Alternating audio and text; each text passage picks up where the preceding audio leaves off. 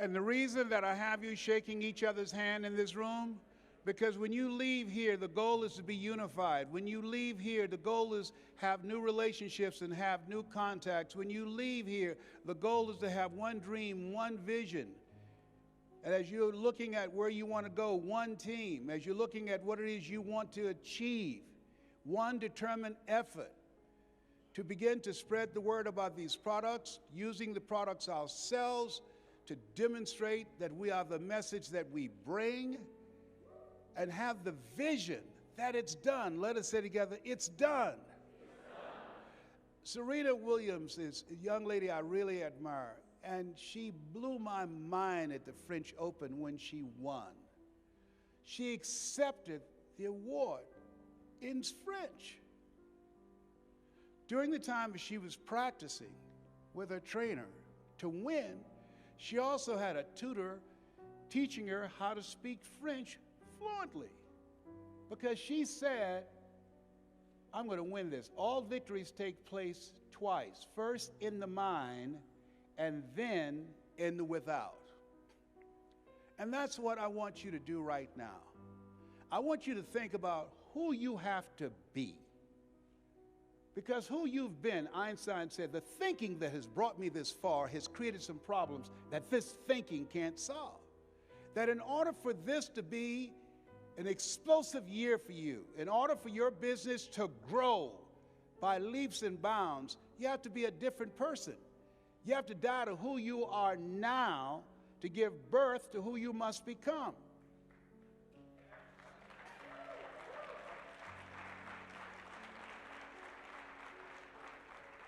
So I want you to think about that. What radical change will take place? What will be different about you? Think about it. What will change for you? What is it in terms of your attitude?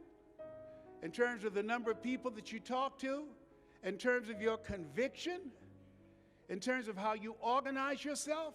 In terms of your drive and your determination? What's going to be different for you? You know, 3 words nobody ever wants to hear. Cancer is the most feared word in 7 different languages. Doctor looked at me and said, "You have cancer." I said, "Can you give me a second opinion?" "Yes, and you're ugly too." You know?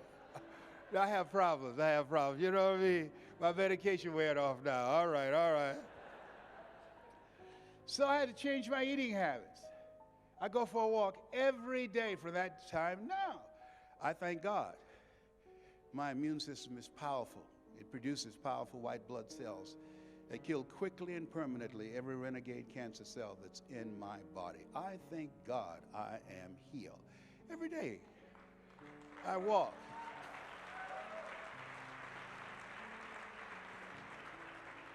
I have this regiment that I put myself on.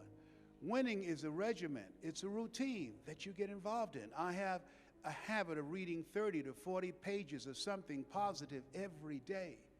I listen to motivational messages every day. Why? Most people never achieve their goals because their heads are filled with head trash. And they are victims of what I call weapons of mass distractions. They're distracted by things in this world that won't take them toward their dream. You've got to discipline yourself. My son is here. Patrick, where are you?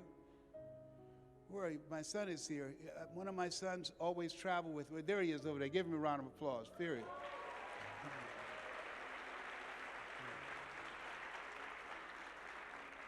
And they remember when they were coming up, I would go in the basement, and all they would hear the words of Zig Ziglar and Jim Rohn and Bill Bailey and different other speakers. I was saturating my mind. You have to do that every day, because there's so many things out here that can snag your mind.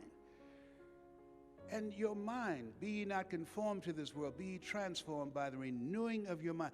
This is the greatest time in history for entrepreneurship. You're deciding to be here. That decision, I can tell you, based upon me, if I had no idea that I had the ability to do what I'm doing now. I'm looking forward to working with some of you. that many times, and write this down, have someone in your life that can see what you can't see. This guy said to me, Les, you can do more than what you're now doing. And I said, come on, Mike. All I knew at that time was radio. And he said, that's all you bothered to learn. How many of you ever had somebody see something in you you didn't see in yourself? Raise your hands, please. I just couldn't see myself being on stage. I just couldn't see that they packed a stadium in Poland just a few months ago, 25,000 people. I just couldn't see it. Because you can't see it does not mean you can't do it. Eye has not seen. Ear has not heard.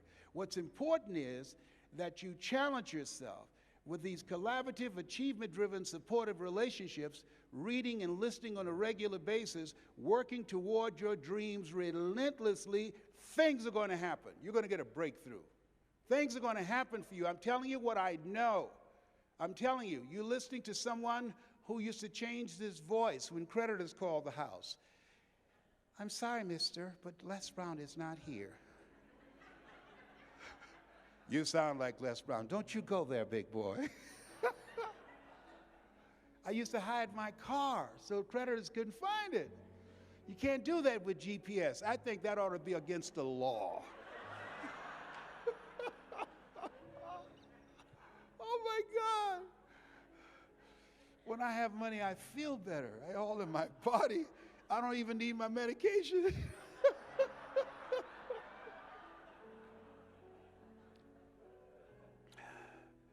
But I can tell you, things are going to happen. Between 40 and 60, all hell breaks loose. Things happen to you, and things happen to people you care about. I'm so glad to be 70, I don't know what to do, you know. I still have things happening, but I can handle it better. But how many of you know during those times, it's some rough times? Raise your hands, please. It's some rough times, you know. And so here's what I know. I'm in a room of dreamers.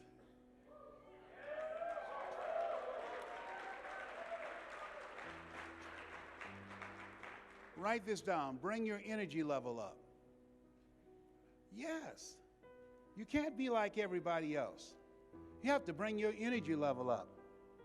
You have to have a vision. You've got, it's a difference between having the vision and the vision having you. You can't listen to the naysayers. You don't want to spend time trying to convince somebody to do this business. A person convinced against their will is of the same opinion still. You've got to be convicted in your spirit. I'm going to do this. I'm going to make this happen. I'm going to achieve my goals. You've got to determine, you've got to say to yourself, I'm greater than my circumstances. I'm greater than what I'm going through right now. All of us go through something.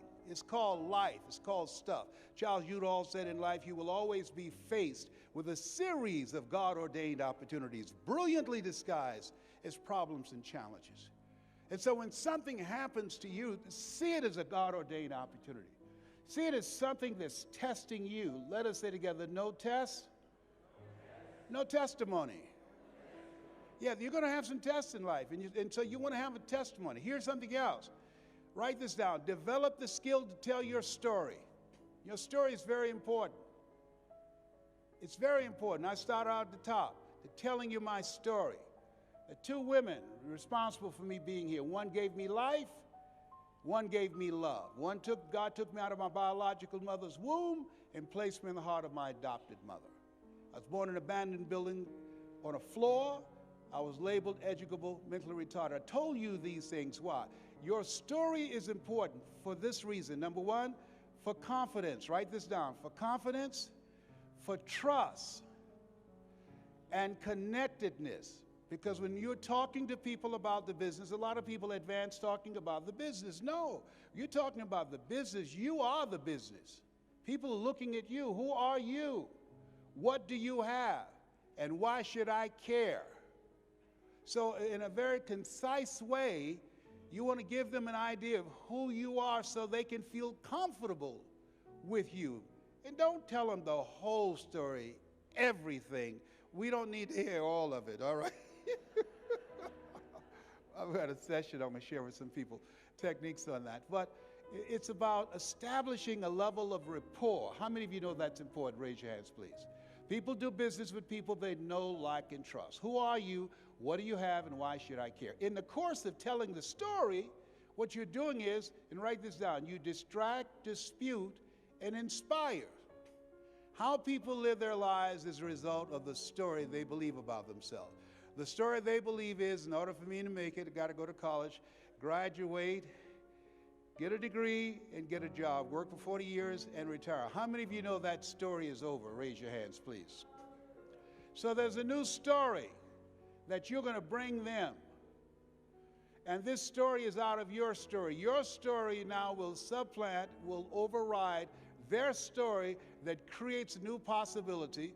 Now you are giving them the opportunity to create and to write a new chapter. How many of you know some people that need a new chapter? Raise your hands, please. And that's who you are. That's why you showed up. And you have the ability to do this. Write this down. You have an energy signature. There's some people you're going to resonate with, and there's some people you're not because of their energy signature and because of yours. So you got to step up. And when you speak, you can't be casual. When you speak, you must speak with a knowing and with a conviction of, one, I've got something that has value for you, because you ask them some questions to find out who they are, to get some indication of who you're talking to. One of the things that gave me an advantage in this industry of motivational speaking is based upon the Dale Carnegie course, which is a great course. Tell them what you're going to tell them, and then tell them what you told them. No. My course and how I train speakers and all that getting, find out who they are. All that getting, get understanding. Who are they? Find out who they are. What is it that's stressing them out? What is it that's challenging them? And how you can be of service with what it is you're offering. Does that make sense? Okay, people can smell commission breath on your breath, all right? They can smell it. They know when you're coming up with something. But do you care about me? So you're coming with a story of achievement, of working with other people. You're coming with a story that can free them up, a story that has a key that enables them to unlock a new future for themselves. They'll be in business for themselves, but not by themselves. Distract, dispute. Through the course of that presentation, that conversation, you dismantle their limited belief system. Inspire, and you inspire them to choose to follow your example, to choose to build a new life for themselves. This work is real work. Let us say together, you got to be hungry. Say it like you mean it. Mr. Washington said, Mr. Brown, what do you want to do with your life, young man? Sir, I want to take care of my mother. All my life, people have compared me to my brother, who's very smart, and my sister, who graduated from the University of Miami. As you know, I'm not as smart as my brother, but I want to take care of her. He said, you got to be hungry, Mr. Brown. I said, what do you mean by that? He said, people that are hungry are willing to do the things today others won't do in order to have the things tomorrow others won't have. I said, I'm hungry, sir. Tell me what I needed to do. What I need to do, sir, in order to make it. He said, you've got to become a better person. I want you to read this book. He gave me a variety of books to read and audio programs to listen to. I don't know anybody that knows as many quotes as I do, because I've saturated my mind. And he said, I want you to practice OQP. Write this down. OQP, only quality people. Only quality people. He said, you got to separate yourself from people who don't have dreams, people who don't have goals, people who are not reaching for something, Mr. Brown. He said, most people never achieve their goals because they have too many negative, toxic, energy-draining people in their lives. And so, everybody repeat after me, please. Let go. Or be dragged. Yeah, there's some people you've got to let go or they're going to drag you down. Can I change them? No. It's a full-time job changing yourself. And there's some people so negative they can walk in a dark room and begin to develop. Oh, behave, whatever. I took it myself. So you got to let them go. There are two types of relationships. There are nourishing relationships and there are toxic relationships. You earn within $3,000 of your closest friends. When I found that out, I got rid of every broke person in my life. Dr. Dennis Kimbrough said, if you're the smartest one in your group, you need to get a new group. You want to watch the leaders who come up and get awards and be recognized, and watch them and study them and learn from them, because success leaves clues. They're an example, not an exception. And that's what I had to get a hold of. I just couldn't see myself earning $25,000 a month, $50,000 a month, $100,000 a month. That seemed beyond my reality. But since I've been working in this industry, I've done it in an hour and a half. So I'm telling you what I know, and it's in your future.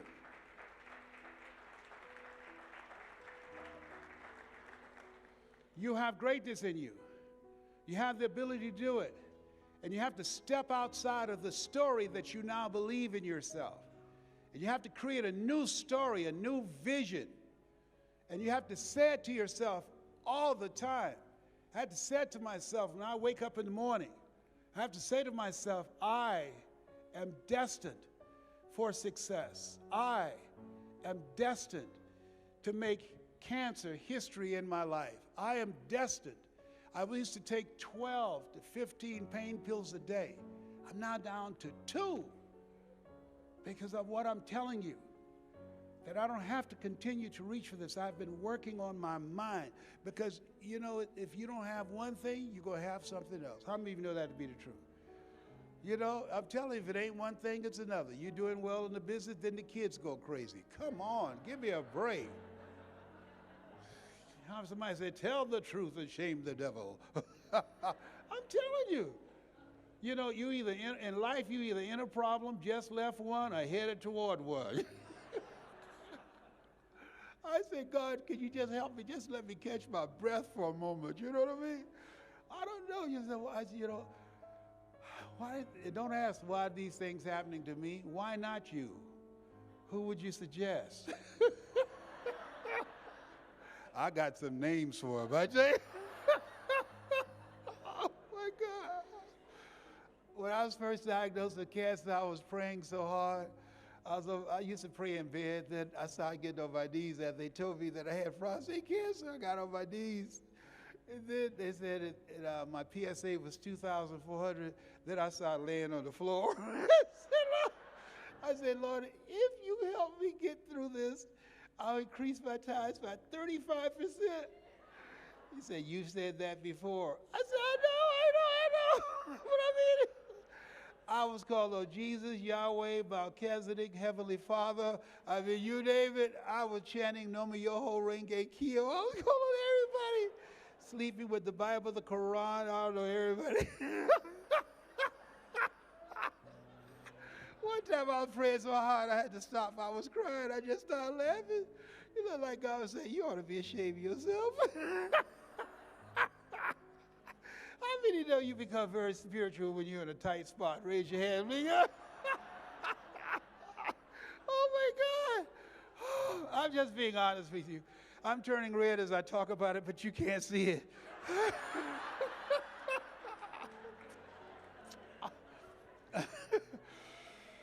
So, Mr. Washington said, Mr. Brown, I've done all I can do for you. You want to be a disc jockey? You've got to go out into the marketplace. I went to apply for a job at WMBM radio station on Miami Beach. Milton Butterball Smith was the program director. Hello, Mr. Butterball. How are you, sir? My name is Les Brown, sir. I'd like to be a disc jockey. Young man, do you have any journalism in your background? No, sir, I don't. Do you have any experience? No, sir, I don't. But I'm good, sir.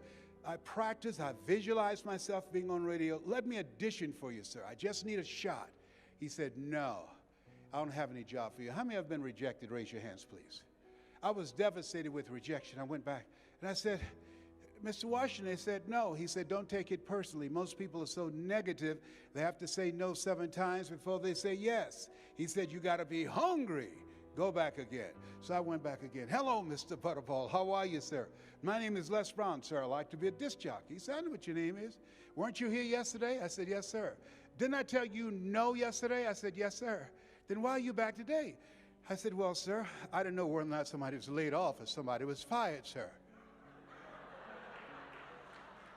He said, nobody was laid off or fired. Now get out of here. I came back the next day, talking loud, looking happy, like I was singing for the first time. Steve. I said, hello, Mr. Butterball. How are you, sir? My name is Les Brown, sir. I like to be a disc jockey. He said, weren't you here the last 2 days? I said, yes, sir. Didn't I tell you no the last 2 days? I said, yes, sir. He said, then why are you back today? I said, sir, I didn't know whether or not someone got sick or someone died, sir.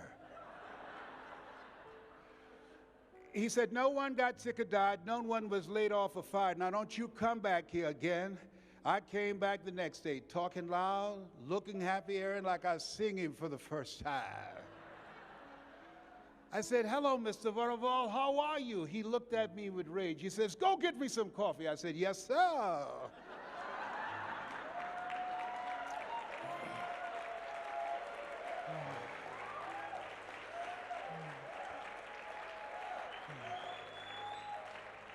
My favorite book says the greatest among you will be your servant. How many of you are serious about your goals and dreams? Raise your hands. How many of you are serious about having explosive growth in your business? Raise your hands. Very good. Write this down. Provide more service than you get paid for. Provide more service than you get paid for. Talk to 4 times more people. Impact them. Ask questions. Get to know them. What drives them? What is it that keeps them up at night? And how what you have, how it would provide a service for them. So I became an errand boy for the disc jockeys. I'd go get their lunch and their dinner and stand in the control room watching them work their hands on the control board. Let us say together, I expect to win.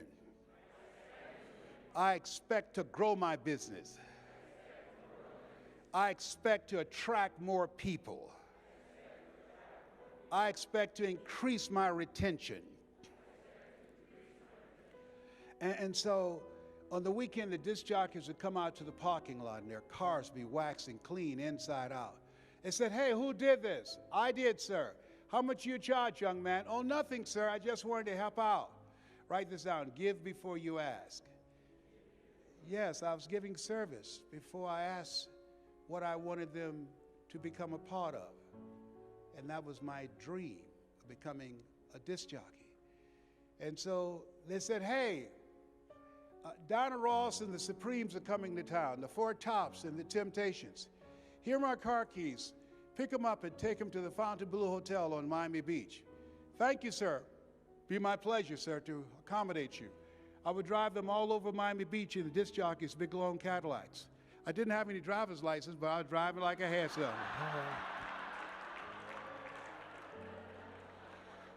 Then one day, it was a Saturday afternoon. A disc jockey by the name of Rockin' Roger was drinking while he was on the air. He began to slur his words. He was about to fall off the chair. Saturday afternoon, and I was the only one there, looking at him through the control room window, walking back and forth, young, ready, and hungry. I was saying, drink, rock, drink. I'd go and get him some more if he'd asked me to.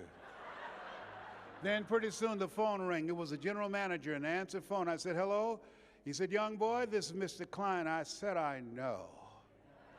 He said, Rock can't finish his program. I said, I know. He said, would you call one of the other DJs in and have him come in? I said, yes, sir. I hung the phone up. I said, now he must think I'm crazy. I called my mama and my girlfriend, Cassandra. I said, y'all come out on the front porch, turn up the radio. I'm about to come on the air.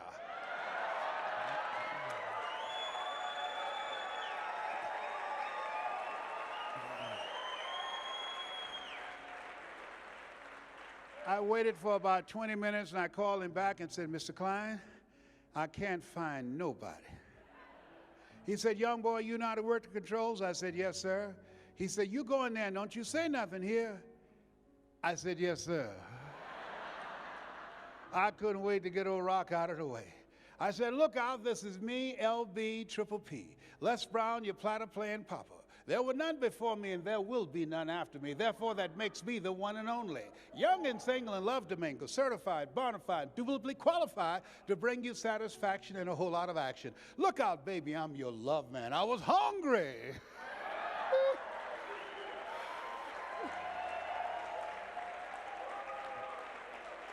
Shake someone's hand on your right and left and say, you got to be hungry. Do that right now. Say, you got to be hungry. Do that right now.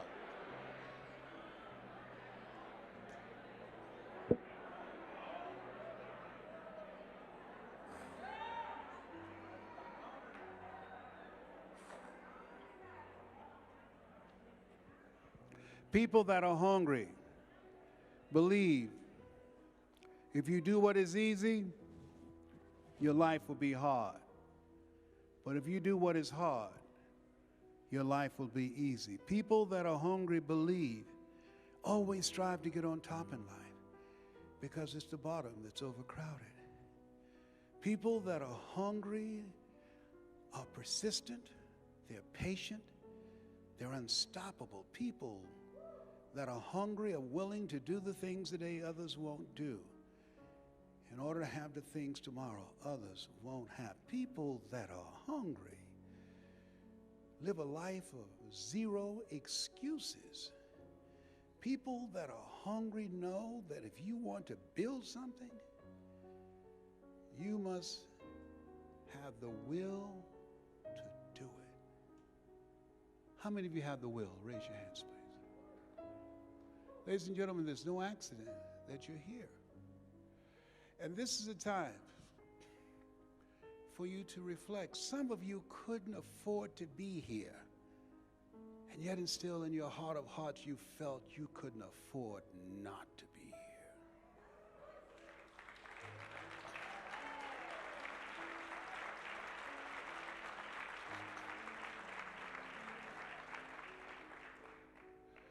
I don't know what your goals are. Here's what I know about you. And Steve and Sharon and Joe and Aaron and all the leadership here, they believe in you. When you think about this product that you have, it's going to be a blessing to so many people. Dr. Nagasawa, he's been a blessing to many of you. And I'm just getting to know him and his products.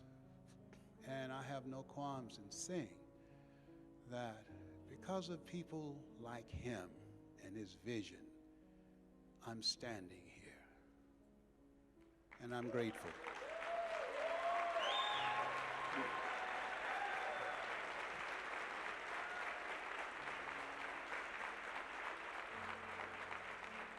So I'll see you out front to introduce you to a product that I have. It's for the leaders and for people that are serious. How many of you believe that mental resiliency is important? Raise your hands, please. Very good. How many of you know that being unstoppable requires inner strength? Raise your hands, please. Listen to this on a regular basis. Write this down. Go to lesbrownmotivation.com. We only have about 70 of these. But it's something else I'm going to give you. The first PBS special that I had called You Deserve, then one called It's Possible, and another one called It's Not Over Till I Win. I'm speaking to 80,000 people in the Georgia Dome. lesbrownmotivation.com. Write that down. That's not going to cost you anything. I'm going to sign these out front. It's possible. Self-awareness, self-approval, self-commitment, and self-fulfillment. I want to leave this with you. Coming here, I had a major medical procedure. And they said, are you sure you're going to be all right? I said, just get me the mic. And I feel the love and the energy of your leadership and the people in the organization. I met a young man, I was on a flight, I wasn't feeling well, and he had just seen me, and where is he? He's here with his father, my homie from Miami. My first name, Rick. That's my partner, Rick.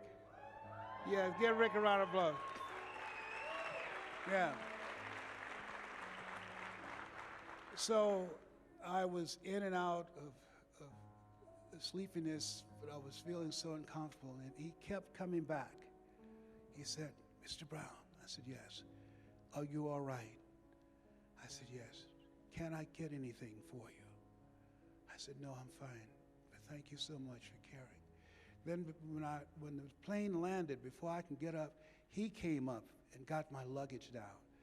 Judge a person not by what they do, but what they do that they don't have to do. Yeah. Yeah. And to judge the true quality of a person when nobody's looking. Even if a person says no, show them respect and say thank you so much, because a no today does not mean a no tomorrow. Am I correct? If you show people respect and love and say, well, if someone you know is looking for an opportunity to change their lives, I'm looking for that kind of person. And I appreciate this time that you have given me with you. And you'll be surprised when you have a choice between being kind or being obnoxious. Always choose to be kind. Always. Kindness will take you so far in life. So thank you, my buddy Rick, my homie from Miami. I'm coming down there to Miami to have dinner with you and your father. But I want to leave this with all of you. I feel so blessed just to be here. We are very blessed, and we have an opportunity to pursue our dreams. I've spoken in countries where I had to modify my language because they were not allowed to pursue their dreams. People who came to hear me speak, and they then went back to countries where they gave themselves 3 months to learn the language, and then they would introduce an opportunity. We are very blessed to have the opportunity to live our dreams. And to help others to do that as well. So I really see this as a mission. And I want to leave this with you. My mother used to love to hear me say this. Leslie, yes, ma'am, Mama, say that thing for me, boy, that makes me feel good. Yes, ma'am. And I dedicate this to you and to your dream, to your team, to your vision, and to the goals that you have for yourself. It says simply this: if you want a thing bad enough to go out and fight for it, to work day and night for it, to give up your time, your peace, and your sleep for it, if all that you dream and scheme is about it, and life seems useless and worthless without it, and if you gladly sweat for it and fret for it and plan for it, and lose all your terror of the opposition for it, and if you simply go after that thing that you want with all of your capacity, strength and sagacity, faith, hope, and confidence, and stern pertinacity, if neither cold poverty, power, or threat can keep you away from your goals, don't fret. Continue to move toward them. You have the power in you to live your dreams. You have the will to do it, to make it happen, to snatch victory from the jaws of defeat. You have something special. You have greatness within you. That's my story, and I'm sticking to it. Thank you very much.